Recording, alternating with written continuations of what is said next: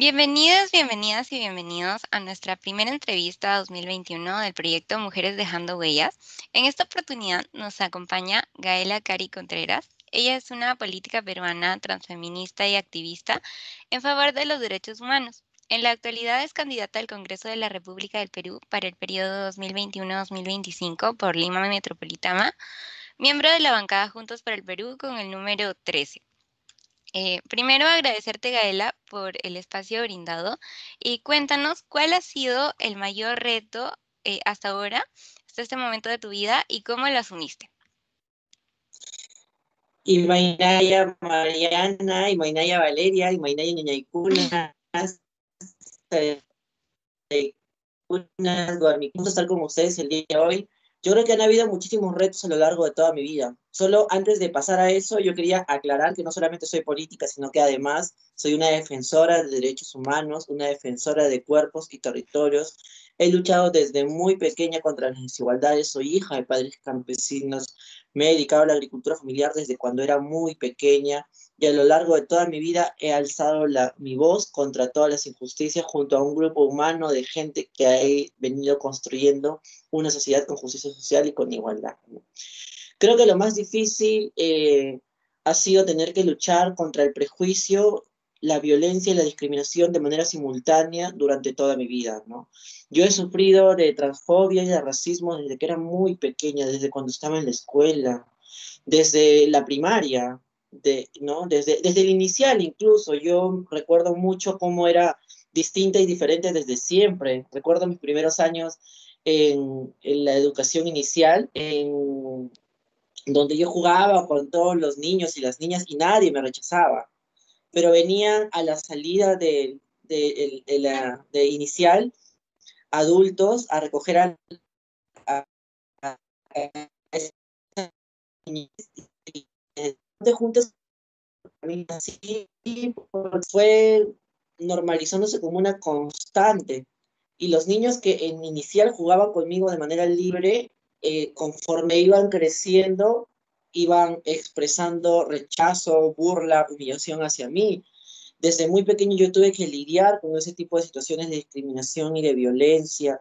Viví en carne propia las consecuencias de la corrupción, ¿no? Y de la impunidad. Incluso recuerdo mucho cómo en la escuela tuve que aprender a aguantarme el orine para no ir a los baños, porque en los baños atravesaba situaciones de violencia sexual, ¿no? Entonces yo tuve que aprender a aguantarme el orine y no ir al baño hasta llegar a casa, ¿no? Eso se ha repetido a lo largo de toda mi vida, ¿no? He sufrido de discriminación, de violencia, de transfobia, de racismo en la escuela, en el barrio, en la universidad, y creo que eso también ha sido algo que me ha interpelado y me ha hecho tomar la decisión de luchar para cambiar esto, de acabar con toda la suma discriminación, de cambiarlo todo, ¿no? Por eso hago política, por eso he alzado mi voz a lo largo de todos sus años, aunque algunos digan o crean que, que apareció el 14 de noviembre, pero yo tengo una vida llena de lucha que demuestra mi vocación de servicio y mis convicciones con relación a la igualdad y al amor, ¿no? Genial, Gaela. En entrevistas anteriores, justamente tú mencionabas haber egresado de dos centros de estudio, uno técnico y el otro superior universitario. Coméntanos qué dificultades profesionales y personales tuviste que enfrentar en dichos centros de estudio como mujer trans. Bueno, yo vuelvo a manifestar que no solamente en la universidad y el instituto he sufrido de violencia, de transfobia y Ujú. discriminación, ¿no? Sino también desde la escuela, desde inicial, primaria, secundaria. Por eso es sumamente necesario una ley nacional de educación sexual integral para combatir y prevenir este tipo de situaciones, ¿no? Sin embargo, centrándonos ya en la universidad y en los institutos, yo creo que han habido dos momentos, ¿no? Porque antes de que yo inicie mi proceso de transición, a pesar de que yo era distinta, era diferente o era una persona trans, incluso sin saberlo y sin conocer que existía el término o la palabra trans, yo ya era distinta. Sin embargo, no me había dejado crecer el cabello, no había empezado a usar prendas asociadas a lo femenino y todavía gozaba de ciertos privilegios, porque la sociedad, a pesar de todo, me seguía viendo como un hombre gay, como un hombre maricón, pero me seguía viendo como un hombre y tenía un trabajo, vivía con mi familia son de escasos recursos económicos, pero a pesar de eso, lo poquito que tenían, me lo daban, ¿no? Y yo trabajaba y estudiaba para poder estudiar en la universidad. Pero hay una diferencia desde cuando yo empiezo mi proceso de transición y lo hice en los últimos años de la universidad. Y a partir de ese momento he visto delante de mis ojos cómo la sociedad me iba quitando mis privilegios de manera rapidísima, ¿no? Mi familia me botó de casa, me echaron del trabajo, toqué un montón de espacios laborales, sin embargo, o no encontraba trabajo o encontraba los trabajos más precarios y me terminaban pagando menos o me votaban sin pagarme. Y había además una línea transversal en todos los espacios laborales, acoso y violencia sexual. Eso me llevó a tener que entender la necesidad justo de tener que luchar ya no solamente desde el voluntariado, desde el movimiento social, porque yo he sido ecologista, animalista desde muy pequeña, ¿no? Y soy parte del movimiento campesino desde la niñez. Sin embargo, a pesar de que yo era una luchadora social, una defensora de derechos humanos, no expresaba mi orientación sexual ni mi identidad de género, ¿no? Era como que iba a hacer una labor de voluntariado, iba a hacer una campaña de desparasitación gratuita para los animales, una campaña de esterilización, o iba a hacer una campaña de reforestación, un proceso de lucha contra el cambio climático, pero trataba de reprimir quién soy, ¿no? Trataba de reprimir mi sexualidad para no recibir violencia, porque cada vez que expresaba quién soy, había burlas, habían incluso discriminaciones dentro del propio movimiento social, ¿no? Así que aprendía a reprimir eso. Y creo que tomó bastante tiempo tener que entender que nada se construye desde el armario, ¿no? Que es necesario visibilizarnos para poder alzar nuestra voz con mucha más fuerza, pero también con más coraje, con más alegría, ¿no? En la universidad tuve que lidiar con docentes que no me dejaban exponer solo porque había dejado crecer mi cabello o estaba empezando a usar prendas asociadas a lo femenino. A pesar de que yo me amanecía para poder estudiar y poder realizar una buena exposición. O había docentes, por ejemplo, que no me querían calificar las notas solo porque usaba prendas asociadas a lo femenino, ¿no? Y no encontraban una respuesta, porque Claro. no había forma de cómo graficar esa discriminación. Eso es más o menos algunas de las cosas que he vivido a lo largo de mi vida universitaria, ¿no? De mi etapa de estudios superiores. Genial, Gaela. Muchas gracias por compartir también eso con nosotros. Y respecto justamente a la discriminación que existe hacia las mujeres trans, puntualmente en realidad hacia las mujeres trans, también los estereotipos como el trabajo sexual, el imperativo social de abrir un spa o incluso los espacios de televisión, que hay muchos espacios que conocemos donde se hace mofa de la identidad de género de las personas. Quería que nos compartieras de qué manera tu agenda política aborda la problemática de la transfobia para combatir justamente esos estereotipos. Desde Juntos por el Perú creemos que es sumamente necesario llevar a cabo una lucha de manera frontal contra la violencia de género. Es uno de nuestros ejes centrales del plan de gobierno de Verónica Mendoza, ¿no? Desde Juntos por el Perú. Porque desde Juntos por el Perú apostamos por tres cosas fundamentales: justicia social, justicia ecológica y justicia de género. Es sumamente necesario entender que este sistema capitalista, extractivista y patriarcal ha impactado sobre todo en la vida de las mujeres pobres, de las mujeres adolescentes, de las mujeres jóvenes, de las mujeres de escasos recursos económicos, de las mujeres diversas.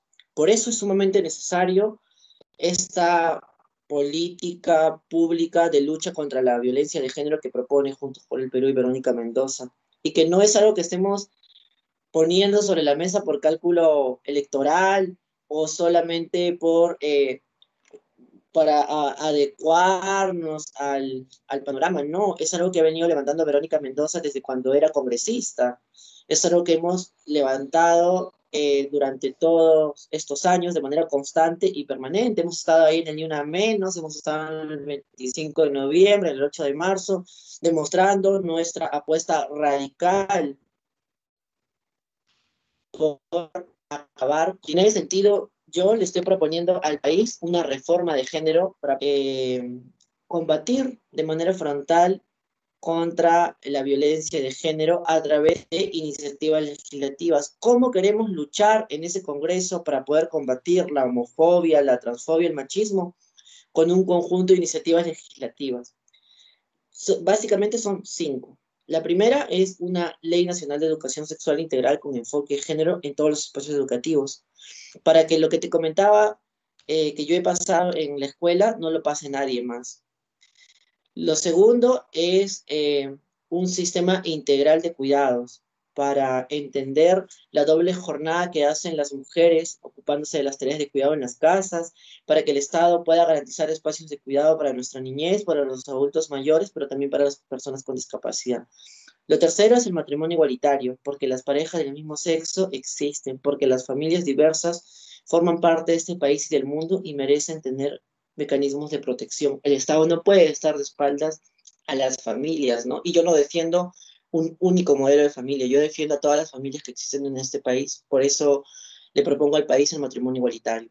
Además, propongo la despenalización del aborto en todas las causales y por último, una norma que está íntimamente ligada con acabar y luchar de manera frontal contra la transfobia. Le propongo al país una ley integral trans para poder brindarle a las personas trans un mecanismo para poder cambiar sus datos de manera rápida y segura. Pero además de esto, creemos que es sumamente necesario garantizarles derechos fundamentales a las personas trans. ¿Por qué? Porque las escuelas llenas de bullying transfóbico ocasionan que las personas trans sean expectoradas del sistema educativo, en el mejor de los casos y en el peor de los casos que terminen suicidándose. Si no culminamos los estudios en primaria y en secundaria, no podemos continuar con estudios universitarios o con estudios técnicos. Eso reduce nuestras posibilidades para poder acceder a un trabajo digno, a empleos formales. Por eso la mayoría de las personas trans se dedican a tener que hacer reír al resto por ganarse unas monedas. O tener que dedicarse al rubro de la estética, la decoración, y terminamos decorando bodas ajenas. O decorando una quinceñera ajena que nunca tuvimos, porque no nos permitieron tener una quinceñera como hubiéramos querido, ¿no? Nos robaron la niñez, nos robaron la adolescencia, nos quitaron la juventud y nos obligaron a tener que vivir con ciertos mandatos sociales, reprimiendo quienes somos, ¿no? ¿Y cuál es la otra, cuál es la tercera fuente de ingreso de las personas trans en este momento? Pues la prostitución. Y estas tres grandes formas de poder subsistir son los trabajos más precarizados, los trabajos más informales. ¿Por qué? Porque el Estado ha estado de espaldas a las personas trans y porque como sociedad no nos hemos hecho cargo. Por eso es sumamente necesario entender la necesidad de tener que contar con una ley integral trans que no solamente le permita a las personas trans tener un documento que refleje su identidad, sino que también garantice los derechos fundamentales de las personas trans, como el derecho a la salud. ¿Cómo? A través de un protocolo de atención en salud para las personas trans en toda su diversidad, trans masculinos, trans femeninos y también personas trans no binarias, ¿no? Además, garantizar el derecho fundamental a la educación de las personas trans. ¿Cómo? A través de medidas afirmativas que nos ayuden a acabar con el bullying transfóbico en las escuelas. Y por último, garantizar el derecho fundamental al trabajo de las personas trans. ¿Cómo? A través de capacitaciones y un cupo laboral trans en el sector público ascendiente al 1%, ¿no? Por eso es sumamente necesario para una ley integral trans, para poder poner un Estado no mucho más grande, sino mucho más eficiente con quienes más lo necesitan. Y además para hacernos cargo como sociedad. Este no es un capricho, es un acto de justicia para con esas personas trans que hemos vivido en el olvido, que hemos sido olvidadas durante todos estos años. La democracia le llegó para todos, menos para las personas trans y para la gente pobre, ¿no? Es momento de que la democracia llegue realmente hacia toda la ciudadanía. Genial, Gaela. Y con respecto también al tema de ti como persona, tú de repente tienes una red de apoyo. ¿Qué es lo que te da fortaleza para poder seguir luchando por esos sueños que tienes? Yo creo que lo más bonito ha sido que, a pesar de lo complicado que ha sido la vida, a pesar de los obstáculos y las limitaciones, he ido encontrando gente maravillosa en el camino. Yo agradezco mucho al feminismo porque para mí el feminismo es salvación, es amor, es sororidad. El feminismo es una propuesta de mundo que me ha permitido a mí volver a nacer y volver a nacer cuestionándolo todo, mirando de una forma distinta todo lo que está alrededor, ¿no? Yo creo que eso ha hecho que yo pueda incluso cuestionar que yo quiero ser en este mundo, a qué voy a dedicar mi vida. Y yo he decidido dedicar mi vida a la lucha por la igualdad. No importa lo que pase el 11 de abril, yo seguiré en las calles, en el Congreso, afuera del Congreso y a donde me lleve la vida, seguiré luchando con todas las fuerzas por la igualdad. Y creo que lo más bonito de todo esto y es justo encontrar gente maravillosa que se ha convertido no solamente en mi red de soporte, sino en mi familia. La vida me ha demostrado que en el camino se puede encontrar gente que vas a amar, que te va a respaldar, que te va a cuidar, que te va a querer, que te va a sostener y que te va a poder permitir seguir luchando por tus sueños, por el sueño de la que está al costado, por el sueño de los que están al frente, por los sueños de una ciudadanía en general, ¿no? Y eso ha sido básicamente hermoso porque hemos demostrado con hechos que los lazos y los vínculos se construyen más allá de la sangre. Hay una familia que vas descubriendo a lo largo de la vida y para mí mi familia es el feminismo, para mí mi familia son todas las personas LGTBI que cuestionamos por empujar un total por la emancipación de nuestros cuerpos y territorios y que entienden que la liberación no pasa por romper solo nuestras cadenas, sino por romper las cadenas que atan a todas las personas LGTBI, como las personas LGTBI que se dedican a la agricultura, como esos cabros campesinos, esas lesbianas agricultoras, ¿no? Entender que la lucha no solamente es desde un enfoque liberal, sino en realidad la lucha es desde un enfoque de clase, la lucha es desde un enfoque interseccional. Esa es mi familia, esa es mi red de soporte, pero también ese es el canal que me brinda amor, cuidado, coraje y alegría. Qué hermoso. Coméntanos, Gaela, ¿cuál fue tu primer acercamiento con el feminismo y cómo fue que iniciaste, en qué momento, tu proceso de construcción como feminista?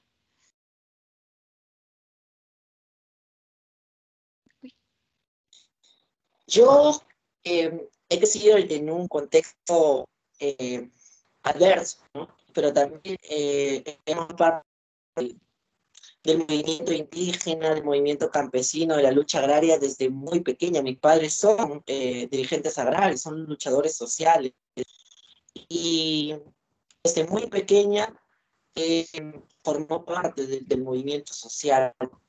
Sin embargo, dentro de ese movimiento social ah, siguen habiendo muchos prejuicios. Antes había muchos más prejuicios con relación al feminismo. Yo recuerdo mucho que cuando veían feministas, ¿no? Y los compañeros indígenas, dirigentes, nos decían, ay, aman las aborteras, ellas están en contra de los hombres, todas son lesbianas, eh, quieren poner al hombre contra la mujer. Entonces yo miraba con mucho miedo a las compañeras feministas que conocí, ¿no? Sin embargo, han habido muchos momentos en mi vida y creo que el principal ha sido el momento en el que yo empecé a transicionar. Y yo había leído mucho en internet acerca de lo difíciles que son las transiciones, ¿no? Así que me hice una idea y dije, bueno, va a ser complicado. Pero nunca imaginé lo difícil que iba a ser todo esto, ¿no? Nunca imaginé que mi madre me iba a botar de casa, nunca imaginé que mi familia me iba a dar la espalda, nunca sospeché que iba a perder el trabajo después de haberle dado tanto tiempo y esfuerzo a ese espacio laboral. Nunca me imaginé verme en la calle, dormir en un parque, no tener que comer, escoger entre comer una galleta o pagar mi micro y tener que pasar por ese tipo de situaciones, ¿no? Y creo que ese fue un momento muy duro, ¿no? Me tuve que dedicar a soportar violaciones consentidas solamente por tener comida o por tener para sacar copias de mis trabajos en la universidad. Y en ese momento mi familia me dio la espalda, me dio la espalda el movimiento social, me dio la espalda toda la gente que estaba al costado, excepto un grupo de amigos y amigas de mi universidad, y excepto las feministas, porque en ese momento en el que estaba tan mal y atravesaba una situación tan complicada, fueron las feministas las que me enseñaron de sororidad, no con un concepto teórico, sino me enseñaron con sororidad a través de abrazos, de muestras de afecto, de oportunidades para poder salir de esta situación. Y eso hizo que yo asuma un compromiso de vida con el feminismo, ¿no? Yo no asumo un feminismo electoral, ni un feminismo que esté al servicio de un partido político o de una persona. Yo asumo un feminismo como un compromiso de vida para poder empujar una liberación de todas las mujeres en toda nuestra diversidad. Por eso insisto en la necesidad de la interseccionalidad y del enfoque de clase, porque no se puede luchar contra la violencia que sufren las mujeres dándole vigencia a un sistema económico neoliberal que afecta sobre todo la vida de las mujeres pobres, de las mujeres agricultoras, de esas mujeres lesbianas, bisexuales, trans, pobres, ¿no? Entonces, por eso es sumamente necesario entender la necesidad de tener que adoptar un feminismo, pero un feminismo interseccional, un feminismo popular, campesino, de calle, un feminismo que aborde la lucha ecologista, un feminismo que abrace todas las agendas, ¿no? Y creo que el feminismo lo he ido construyendo a lo largo de todos estos años, ¿no? Interpelándome, interpelando al resto también desde el cariño, desde los afectos. Sin embargo, creo que lo más bonito que me ha pasado en la vida ha sido eso, ¿no? Que no sé si el feminismo, no sé si yo llegué al feminismo o el feminismo llegó a mi vida para salvarme. Creo que el segundo, creo que el feminismo para ser distinto es posible. Qué hermoso, Gaela, lo que nos compartes. Y como feminista, en este caso, ¿a ti qué mujeres te inspiran a querer cambiar todas estas cosas? Bueno, hay muchas mujeres que me inspiran, no tanto en la academia como mujeres que han estado en las calles, mujeres que han dado su vida, mujeres que han alzado sus voces, ¿no? Por ejemplo, me inspira mucho Micaela Bastidas, que es la persona que más me encanta, ¿no?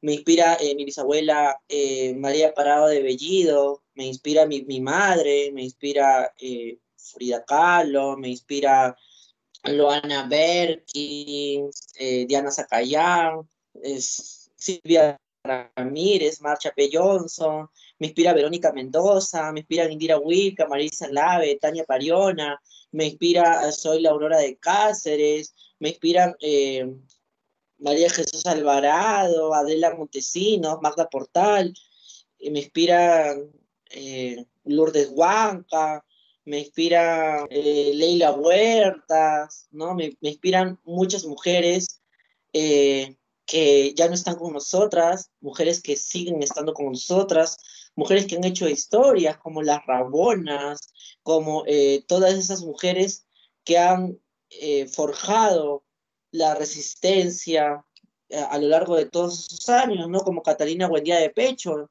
y muchas otras más que se han quedado en el olvido y que necesitamos recuperar para mostrarle unas nuevas formas de cómo podemos llegar a ser, para mostrarle a las mujeres que están en camino, que están construyendo sus proyectos de vida, que es posible luchar contra todas las injusticias, que es posible construir un mundo distinto, ¿no? En el que amar no sea un delito. Qué hermoso. Em, ¿Cómo llegaste en este caso a la política peruana y cuál es tu interés principal como candidata al Congreso? Con cómo llegaste a la política peruana me refiero a querer participar en un partido político, porque muchas veces las personas les tienen miedo a ello, ¿no es cierto? Entonces, ¿cómo es que fue que te animaste a entrar a esos espacios? Yo hago política desde pequeña y eh, a lo largo de toda mi vida he escuchado 500.000 veces que no me meta a un partido político. Y durante mucho tiempo he rechazado invitaciones, ¿no? Yo recuerdo cuando yo he sido alcaldesa de mi escuela en 3 oportunidades y hemos hecho mucho trabajo en el colegio rural de donde yo, rural, estatal de donde yo estudié. Y cuando terminé la secundaria, vino un partido al que la plata le llega como cancha para poder invitarme a asumir una candidatura al municipio. Y me dijeron, no te preocupes por el dinero, te vamos a poner todo, porque yo les decía, nosotros no tenemos dinero, no, yo no estoy pensando en postular. No te preocupes por el dinero, porque nosotros ponemos esto, además, así no ganes, te vamos a dar una beca en tal universidad, la plata está aquí, no te preocupes por nada, incluso aún si pierdes, te vamos a dar no sé cuánto. Estoy asombrada, ¿no? Pero no me daba confianza, así que además mis propios padres me decían que no me meta a los partidos políticos, ¿no? Así que yo seguía en el movimiento social, seguía haciendo mucha labor social, seguía haciendo muchas acciones, ¿no? Muchas campañas contra el cambio climático, por el cuidado y la defensa animal, luego contra la violencia de género, pero no, siempre rechazaba durante mucho tiempo esas invitaciones a los partidos políticos porque no me identificaba con ninguno, ¿no? Sin embargo, hace algunos años, cuando aún estaba en la universidad, yo formé parte de un proyecto del Congreso, abría la posibilidad para que jóvenes puedan formar parte del Congreso por unos días, de jóvenes parlamentarios, ahí conocí a Vero, y luego la vi en la tele renunciando a la bancada del gobierno, poniéndose del lado de los pequeños agricultores, y a mí me llamó mucho la atención eso, porque yo esperaba que otros congresistas renuncien primero a esa bancada, y no imaginé que la primera en renunciar iba a ser Vero, y que lo iba a hacer además con un discurso bastante claro, porque yo tengo grabada hasta ahora esa conferencia de prensa en la que Vero sale entre lágrimas, renunciando a la bancada del gobierno, y dejando claro la necesidad de tener que brindarle una mejor calidad de vida a esos pequeños campesinos, de dejar de matar a los agricultores que reclaman una mejor calidad de vida. Y a mí me llamó muchísimo la atención eso, así que empecé a seguir a Vero desde entonces y pude seguir los debates del Congreso, ver cómo luchaba por la despenalización del aborto. Ella fue una de las primeras que propuso una iniciativa legislativa para poder despenalizar el aborto en 3 causales, con Javier Descanseco, con Rosa Mávila. Luego luchó también por una ley contra el acoso, luchó por reconocerle derechos para las parejas del mismo sexo. No estamos hablando de hace un mes, hace un año, no, estamos hablando hace varios años, cuando el contexto era mucho más adverso al que nos encontramos y cuando hablar de temas LGTBI y de feminismo era estigmatizante, porque era todo un tabú, ¿no? Sin embargo, ella alzó la voz en medio de todo un Congreso lleno de corruptos, lleno de partidos golpistas, llena de gente que había sido puesta por la Confied y por los empresarios para hacer leyes a su medida, llena de políticos que habían sido puestos por la iglesia, por los pastores, ¿no? O por propios pastores. Entonces, me llamaba mucho la atención todo lo que ponía en ese Congreso Vero, y cuando nos convocó para poder ser parte de Sembrar, yo apoyé porque estaba emocionada con la precandidatura de Vero, ¿no? Vero primero fue precandidata y apoyé desde ese momento para que Vero pueda ganar las elecciones. Me emocionaba que alguien que haya levantado las luchas por la igualdad durante todo este tiempo esté en una precandidatura. Así que apoyé esa precandidatura. Vero ganó las elecciones primarias del Frente Amplio y se convirtió en la candidata. Y en ese momento hubimos varios jóvenes en Ica, comenzamos a hacer campaña las 24 horas del día, nos trepábamos a los postes, poníamos los flyers, las copias, comenzamos a hacer estampados de polos, y eso me emocionó muchísimo porque mientras más avanzaba la campaña, eh, la propuesta que estábamos defendiendo lograba impactar en la gente, ¿no? Así que eh, hicimos campaña durante todo ese tiempo, y cuando terminó las elecciones, Vero fue una de las candidatas más votadas, y yo en ese momento en un partido político, ¿no? Intenté militar en el Frente Amplio, lamentablemente no se pudo, y fundé junto a Verónica Mendoza un partido político, ¿no? El Nuevo Perú. Yo soy fundadora del Nuevo Perú, lo hemos fundado con militantes feministas y LGTBIs, hemos luchado durante todos estos años para que la agenda de género, para que la agenda feminista y la agenda LGTBI sea parte fundamental del proyecto que estamos construyendo. Es parte de nuestro ideario político, de nuestra propuesta programática, porque nos hemos mechado durante todos estos años y hemos hecho pedagogía política con la militancia, ¿no? Pero creo que eso fue básicamente lo que me llamó a militar, ¿no? La necesidad de tener que transformar la política, de poder garantizar la agenda feminista y la agenda LGTBI dentro de los partidos políticos, y ya que no había ninguno que me llame la atención o que conecte con el país que yo quería construir, pues fundé un partido político junto a Ver y junto a miles de personas en todo el país que apuestan por una sociedad con justicia social y con igualdad.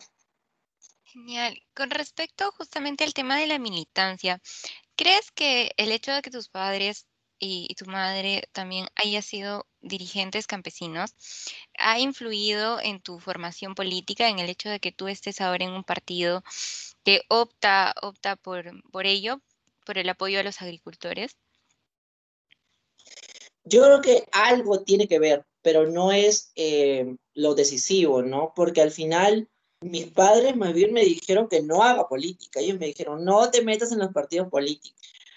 Y incluso yo soy la única de todos mis hermanos que milita en un partido político, ¿no? Mis hermanos han ido interpelándose mucho, y hoy han entendido la necesidad de tener que luchar contra el machismo, de tener que luchar contra el capitalismo, de tener que luchar contra el modelo neoliberal, de tener que acabar con las desigualdades, ¿no? Pero durante una gran etapa durante mucho tiempo, eh, no eran capaces de ver que el problema es el sistema, no solo las personas, ¿no? Sino en realidad el problema es sistemático, ¿no? No hay hechos aislados. A pesar de que todos somos hermanos, todos hemos recibido la misma formación, todos hemos sido criados de la misma manera, bajo el mismo techo, con los mismos padres, eh, he sido yo la que ha decidido poner su vida al servicio de la igualdad, ¿no? Y creo que, o sea, yo también desde muy pequeño, yo recuerdo que mis papás se iban al paro, a los paros agrarios y me llevaban a mí, porque yo les pedía a mi mamá que quería ir, ¿no? Y mi mamá me decía, no, no puedes ir, pero yo le decía, mamá, yo quiero ir, porque aprendía mucho ahí, y además yo aprendí a valorar más el trabajo del campo y de la agricultura familiar en ese momento, ¿no? Eran momentos muy duros que aún viven en mi recuerdo como si fueran ayer, en los que tú veías que los campesinos iban con, así, sin nada en la mano, a poder tomar la carretera, tirarse dentro, en medio de la pista, para poder parar el tránsito, para poder eh, llamar la atención y que el Estado cumpla con sus obligaciones, ¿no? Sin embargo, venía la policía, los golpeaba, los gaseaba, los baleaba, y recuerdo mucho a mi mamá, ¿no? Tener que ir con vinagre, ayudar a las otras mujeres, ponerse al frente, hacer cordones de varias mujeres campesinas, enfrentarse sin armas, sin golpes a los policías, ¿no? Entonces, creo que eso ha sido crucial para mí y me ha ayudado a entender que nada se logra desde el silencio, que los derechos no se ganan deshojando margaritas o soltando una paloma al cielo, ¿no? Que en realidad los derechos se ganan con esfuerzo, se ganan con organización, se ganan alzando nuestras voces, juntando nuestros corazones, uniendo nuestros latidos, ¿no? Y eso es lo que he hecho a lo largo de toda mi vida, ¿no? Es curioso porque yo soy la única en mi familia que milito de manera activa, ¿no? Mi familia, mis hermanos, de manera esporádica. Y yo primero salí del closet cuando terminé la escuela, la secundaria, porque ni siquiera sabía que existía un término trans, así que esa incluso como gay y mi familia no estaba muy de acuerdo, pero yo, pasó el tiempo, yo me di cuenta de una persona trans, eh, le comuniqué a mi familia que iba a transicionar y en paralelo, ese lapso de tiempo conocí el feminismo y además poco después empecé a militar. Entonces, eso le tocó un poco a mi familia porque mi mamá decía, ay, no, encima de trans, encima de vaca, de izquierda y feminista. Era como el paquete completo del cucu, ¿no? Entonces, ha sido como que un aprendizaje también para poder romper prejuicios, ¿no? Mi mamá, al igual que yo, tenía muchos prejuicios sobre el feminismo y me decía, pero hija, al menos deberías, no sé, conseguir un hombre, tener tu casa, vivir tranquila. Y yo le digo, pero mamá, tú has sido feminista sin darte cuenta, ¿no? O has tenido prácticas feministas. En mi casa, el que llegaba primero cocinaba si es que no había comida. Y si había comida, servía. No tenías por qué esperar a mi mamá. Y además, cada uno lavaba su ropa, cada uno hacía sus cosas. Mi mamá no era empleada de nadie, ¿no? Y además mi mamá venía del campo muy cansada, se duchaba y se iba a las asambleas o se iba muy lejos a trabajar para poder pagar los gastos. Entonces, yo creo que recién hace muy poco eh, he cuestionado eso y creo que mi mamá, sin decirse feminista, ha tenido muchas actitudes, ha desarrollado muchas feministas, ¿no? En mi casa todos saben cosas, desde mi hermana mayor hasta mi hermanita menor. Entonces creo que ha sido un aprendizaje, ¿no? Qué bueno, Gaela. Y aparte de esta situación con tus padres, de dirigentes, ¿qué otros factores han influido en ti para que puedas ser candidata al Congreso? Para yo ser candidato al Congreso o para militar, porque para militar creo que tiene que ver en un partido político con que he vivido en carne propia las consecuencias de la discriminación, de la violencia, de la transfobia en carne propia, ¿no? Yo no lo leí en un libro, sino lo he experimentado en la piel. Y yo creo que mi mayor compromiso es con, con quienes están en camino. O sea, por más cambios que haga a este país, a la política, nada me va a devolver la niñez que me arrebataron. Nada va a cambiar las situaciones de discriminación y de violencia que viví en la niñez o en la adolescencia. Nada me va a regresar a los 15 años en el momento en el que soñaba con tener una quinceañera, ponerme un vestido y celebrar con mis amigos. Nada me va a regresar en el tiempo ni va a poder reparar eso, pero sí podemos construir un mundo distinto para quienes vienen en camino, para que a nadie se le arrebate su niñez o adolescencia, o se les obligue a tener que cumplir con ciertos cánones o ciertos mandatos sociales, ¿no? Por eso lucho. Creo que eso es lo que me ha hecho eh, activar o militar en un partido político. Y creo que los factores que me han llevado a candidatear al Congreso han sido básicamente dos, ¿no? Uno tiene que ver con un proceso colectivo, ¿no? O sea, lo que yo hago no es un esfuerzo individual, sino en realidad es parte de un esfuerzo colectivo de mujeres a lo largo de toda la historia, de personas LGTBI luchando a través de todos estos años, ¿no? O sea, yo no he iniciado la lucha por la igualdad, sino en realidad yo estoy continuando con un trabajo de muchas personas a lo largo de todos estos años, en los que la lucha también es por representación directa, la lucha también es por estar en esos espacios donde se toman decisiones. Y lo segundo es que creo yo que por lo menos en este momento hemos llegado a la lista a través de elecciones primarias, ¿no? Hemos participado de estas elecciones y yo he salido he resultado como una de las candidatas más votadas en todo el país. Por eso formo parte de la lista de Juntos por el Perú con el número 13, ¿no? O sea, no, a mí no me lo regaló fulano, no me puso mengano, sino que en realidad hemos atravesado un proceso en el que hemos demostrado que hay un respaldo hacia nuestra candidatura, ¿no? Entonces creo que esas dos cosas han sido fundamentales y han sido básicas para que hoy estemos aquí disputando con coraje y con alegría. Qué bueno, me alegro.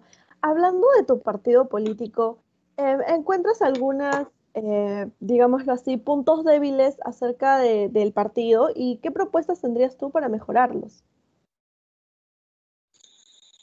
Yo creo que la principal debilidad es que no hemos logrado eh, construir canales de comunicación y de difusión de la información de manera eficiente, ¿no? Y eso es todo un reto, porque necesitamos que las decisiones que se tomen como partido lo sepa toda la militancia. Y eso no siempre pasa, ¿no? Eso es un error porque luego los, hay, sobre algunas decisiones los militantes se enteran por una red social o externa o por un canal de televisión cuando las decisiones se tienen que, los militantes tenemos que enterarnos de las decisiones por los canales del partido, ¿no? Y además del porqué de esas decisiones, ¿no? Y eso ha tenido un costo, por ejemplo, ¿no? Entonces creo que eso es la principal debilidad del partido, ¿no? Y habrá que trabajar para mejorar la institucionalidad del partido. Habrá que seguir analizando cuáles son las deficiencias para poder construir un partido mucho más fuerte que luche por la igualdad, mucho más fuerte que acabe con las desigualdades, mucho más fuerte que combata la corrupción, un partido mucho más fuerte que lo cambie todo.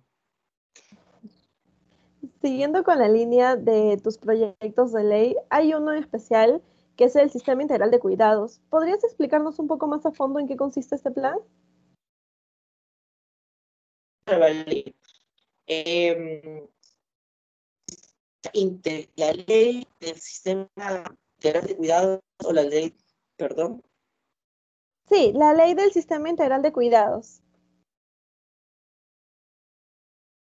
Ah, ya, ok. Bueno, la ley del sistema integral de cuidados es una iniciativa legislativa que forma parte de la reforma de género. El paquete que queremos poner sobre la mesa para poder luchar de manera frontal contra la corrupción. ¿Qué es lo que proponemos como parte de el sistema integral de cuidados? Que el Estado se haga cargo de la situación de la doble jornada, de las tareas de cuidado y de la carencia de espacios de cuidado en este país, ¿no? Le proponemos a la ciudadanía un Estado que se haga cargo de este tipo de situaciones. Creemos que es sumamente necesario promover y garantizar que la vasta carga de cuidados que requiere la reproducción de la vida y la sociedad se distribuya de manera equitativa entre el Estado, las familias, el sector privado y las comunidades. Tiene que haber un trabajo conjunto entre todos estos sectores, ¿no? Estado, propiedad privada, comunidades, familias. Eh, ¿Cómo? A través de, de 5 puntos básicos. Lo primero es que a través de ese sistema integral de cuidado le proponemos cunas, guarderías para el cuidado de la primera infancia de 0 a 5 años. Lo segundo es licencias de maternidad y paternidad paritarias. Ojo, maternidad y paternidad. Para que no digan que solamente luchamos por las mujeres, porque es un mito, ¿no? Y es una falacia, además. Lo tercero es que creemos que es sumamente necesario que el Estado implemente servicios de cuidado para adultos mayores, para personas dependientes por enfermedades crónicas y para personas con discapacidad. Lo cuarto que creemos que es sumamente necesario es que el Estado pueda implementar un reconocimiento y respaldo con recursos a organizaciones de base, a organizaciones comunitarias que prevén servicios de cuidado a sus comunidades, como las ollas comunes o los comedores populares, que durante toda esta pandemia han garantizado la alimentación de la ciudadanía. Sin esas ollas comunes y sin esos comedores populares, no hubiéramos podido sobrevivir a la pandemia. Es momento de que el Estado pueda garantizar un reconocimiento y además un respaldo con recursos a estas organizaciones que tanto lo necesitan. Por último, como quinta medida, creemos que es muy necesario eh, poder garantizar pensiones para personas que hayan dedicado su tiempo y su capacidad laboral al trabajo de cuidado no remunerado. No es posible que nuestras madres, nuestras abuelas y muchas mujeres en este país dediquen su vida entera a las tareas de cuidado y que de esta forma contribuyan a la economía del país, pero que la economía no contribuya a sus bolsillos. Es necesario que el Estado se haga cargo de esta situación, por eso proponemos pensiones para las personas que hayan dedicado su tiempo y su capacidad laboral al trabajo de cuidado no remunerado. Gaila, siguiendo con la línea de estos proyectos de ley que propones, ¿cuál consideras que es la importancia del proyecto de educación sexual integral? Valeria, yo creo que lo que le proponemos al país es poder abordar el problema de forma integral, ¿no? Mientras el resto de partidos políticos te dice que lucha contra la violencia contra las mujeres, no ha sido capaz de poder consignar una propuesta integral en su plan de gobierno. Juntos por el Perú y Verónica Mendoza sí han consignado una propuesta integral, ¿no? Y en el marco de esa propuesta integral, la educación es un factor clave para poder prevenir la violencia de género. Por eso, una de mis principales propuestas como parte de la reforma de género es una ley de educación sexual integral con enfoque de género en todos los espacios educativos. No solamente en inicial, primaria y secundaria, sino también en las universidades y en los institutos. ¿Para qué? Para acabar con la educación machista, para empezar a educar en igualdad, con amor, para poder brindar una educación basada en la ternura y en el cuidado, a una nueva ciudadanía, para poder evitar actos de transfobia, de homofobia, de machismo, de discriminación y de violencia, para poder educar a una ciudadanía que respete. Por eso, a través de esta norma, buscamos construir un país y un mundo en el que las mujeres puedan caminar sin miedo por las calles, en el que las personas LGTBI puedan ser y amar sin tener que sufrir ningún tipo de discriminación ni violencia por ello. Pero también pretendemos acabar con el mandato de masculinidad que se le impone a los hombres. Y creemos que para esto es necesario, como como parte de la Ley de Educación Sexual Integral con enfoque de género, garantizar algunos puntos básicos, porque lo que queremos es acabar con la educación machista. ¿Cómo? Garantizando lineamientos de educación sexual integral que ya existen en nuestro país, pero queremos hacerlo a través de una versión fortalecida que tenga un carácter obligatorio para la educación básica regular, tanto en el ámbito público como en el ámbito privado. Segundo, creemos que es necesario garantizar, además, docentes capacitados en temas de educación sexual integral. Hay una encuesta, hay un informe que nos revela que más del 50% de los docentes no ha recibido formación en educación sexual integral en toda su vida. Esto es sumamente alarmante, porque estos docentes no tienen ni idea de qué cosa es la educación sexual integral. Y la culpa no es de ellos, sino la culpa es de un Estado que no ha sido capaz de garantizar educación sexual integral como enfoque de género en las escuelas. Por eso es sumamente necesario que no solamente haya ESI y enfoque de género en primaria y en secundaria, sino también en las universidades, en los institutos, en todos los espacios formativos, ¿no? Para poder educar a profesionales que entiendan el tema, para poder educar futuros docentes con educación sexual integral y enfoque de género, para poder educar futuros abogados, jueces, fiscales, ¿no? Para no tener que tropezarnos con tipos corruptos como Inostroza, que no tuvo menor reparo para poder negociar con la sentencia de una niña violada, ¿no? Así que rápidamente te leo cuáles son los otros 4 puntos que creemos que es fundamental como parte de la ley de educación sexual integral con enfoque de género. Asegurar un sistema de evaluación y monitoreo desde el Minedu que permita el mejoramiento permanente del desempeño de docentes y procesos de aprendizaje de los estudiantes. Además, creemos que debe enmarcarse en un entendimiento de la sexualidad que implique prevención de problemas álgidos, como el embarazo adolescente, el VIH y otras enfermedades de transmisión sexual, pero también en una afirmación desde el placer, el goce y la autonomía. Además, creemos que es necesario que la educación sexual integral forme parte integral del trabajo para prevenir la violencia de género en sus diferentes manifestaciones, incluidas aquellas que afectan a las mujeres en toda su diversidad, sobre todo a las mujeres, a las personas LGTBI. Lo que le proponemos al país con esa norma es luchar de manera frontal a través de la educación contra la violencia de género, contra la homofobia, contra el machismo, contra las desigualdades, ¿no? Le proponemos al país una educación en igualdad.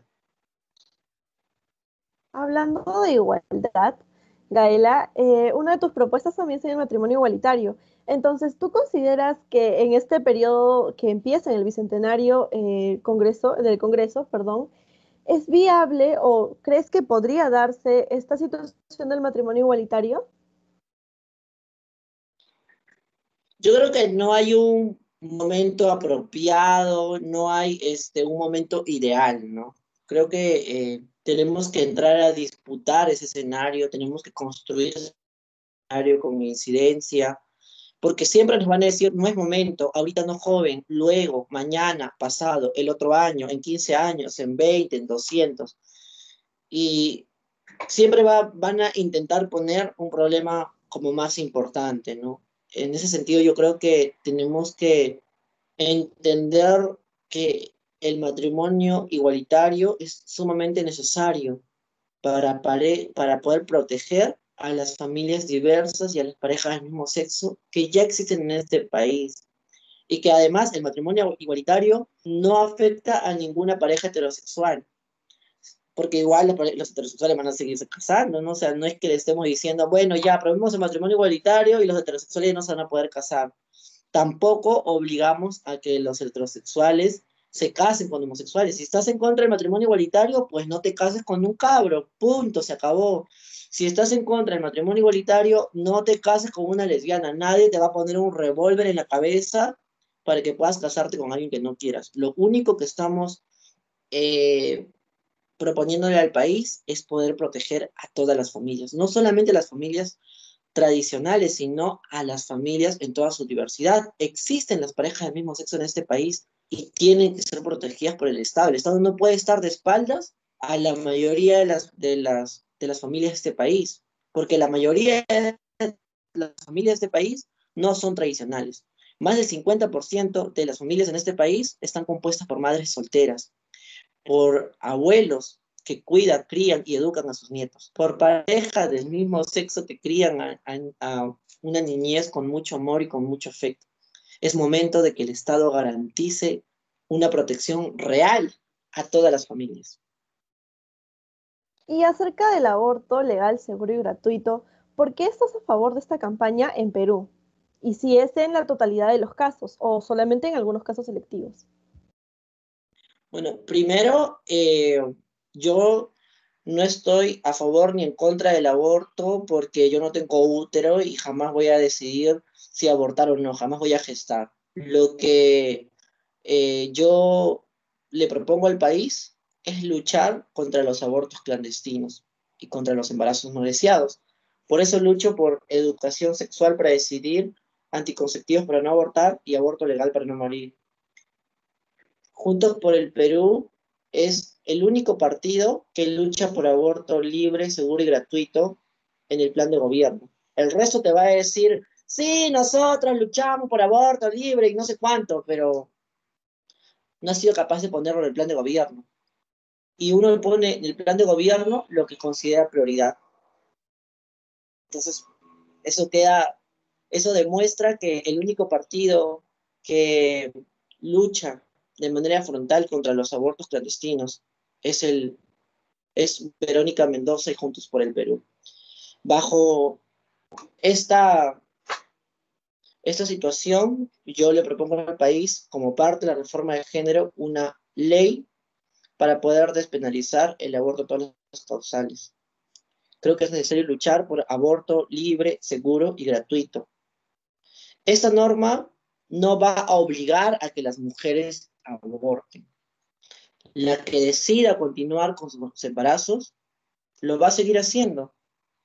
Y la que haya decidido interrumpir sus embarazos forzados podrá hacerlo en mejores condiciones. Lamentablemente, en la actualidad, las que decidan abortar tienen que esconderse y hacerlo en condiciones bastante difíciles, complicadas.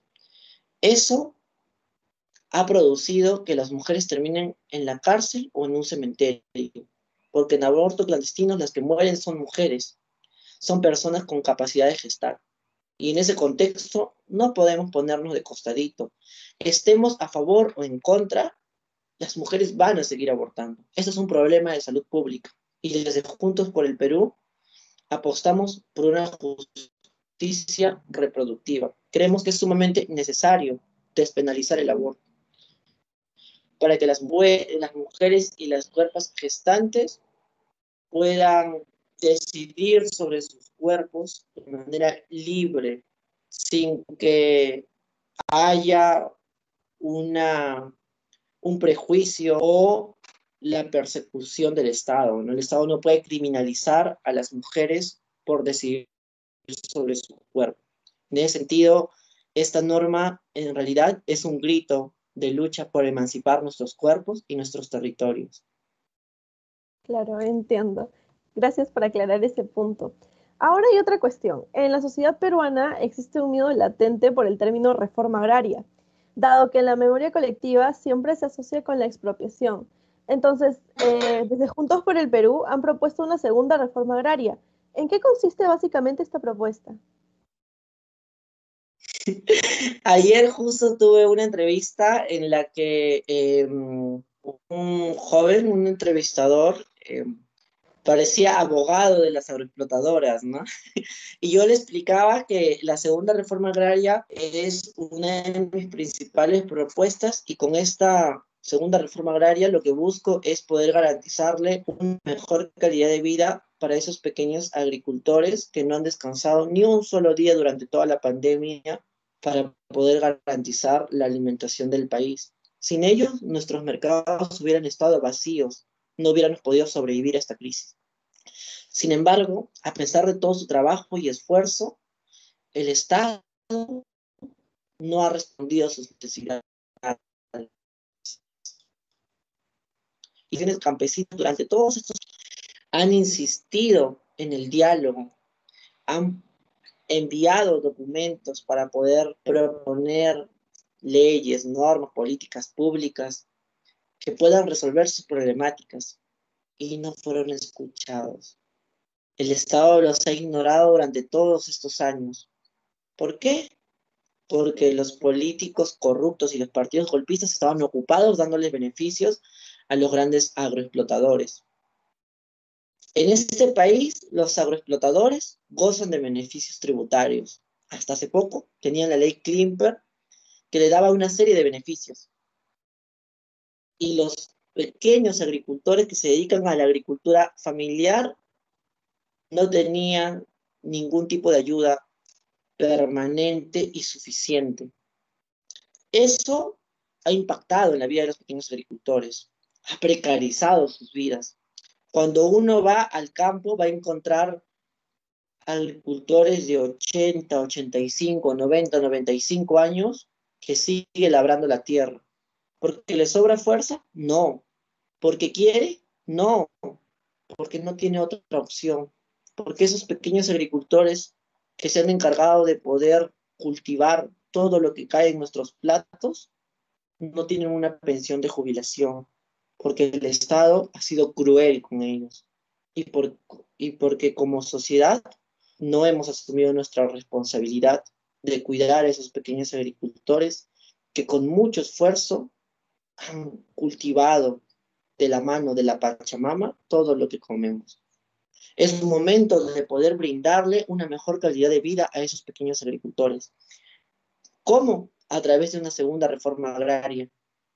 Y lo que planteamos básicamente a través de esta reforma agraria son 4 cosas principales. Lo primero, brindarle una pensión de jubilación y un seguro agrario. Segundo, creemos que es necesario un programa de riego. Los agricultores sufren por agua y necesitamos un programa de riego que incluya el cuidado de las cabeceras de cuencas, la siembra y cosecha de agua, entre otros mecanismos.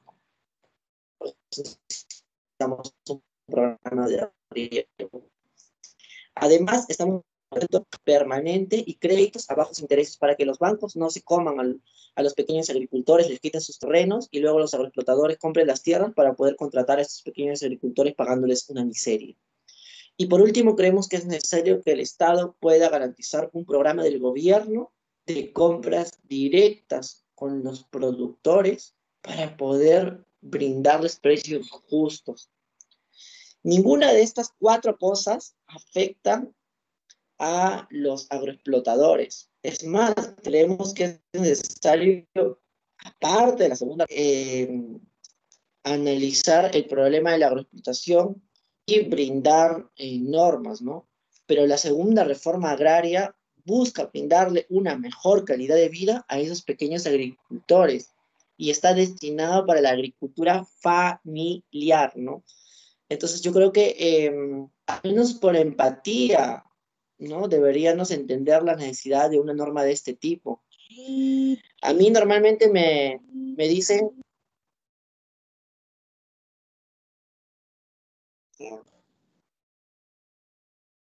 Gaela. Uy.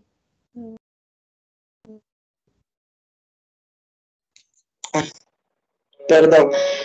A mí normalmente me dicen que no debería proponer una segunda reforma agraria porque en Lima no hay agricultores, que estoy perdiendo mi tiempo. Sin embargo, lo que la gente no logra entender es que lo que está sobre tu plato no viene del supermercado, se produce de la tierra y es gracias al trabajo y al esfuerzo de pequeños agricultores, ¿no? Entonces, esos pequeños agricultores viven en precariedad porque el Estado ha sido cruel con ellos y porque como sociedad no hemos actuado de manera enfática, ¿no? Así que es momento de poder asumir nuestra responsabilidad, de poder reparar estos daños y de brindarle una mejor calidad de vida a estos pequeños agricultores. La segunda reforma agraria no es un capricho, es un acto de justicia. Finalmente, Gaela, ¿tienes alguna última reflexión o algo que quisieras compartir con nosotros?